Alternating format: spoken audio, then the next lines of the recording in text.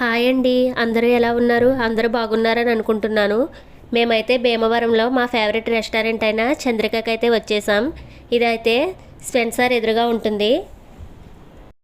మేము ఎప్పుడు ఇక్కడికి వచ్చినా కూడా మా పిల్లలిద్దరూ చాలా బాగా ఎంజాయ్ చేస్తారు. పెద్ద బాబు అయితే పడుకున్నాడు, చిన్నోడైతే ఆడుకుంటున్నాడు. మేమైతే egg fried rice, veg fried rice అయితే పార్సల్ చేయమన్నాము. లోపడైతే చాలా బాగుంటుంది సిట్టింగ్ అంతా కూడా.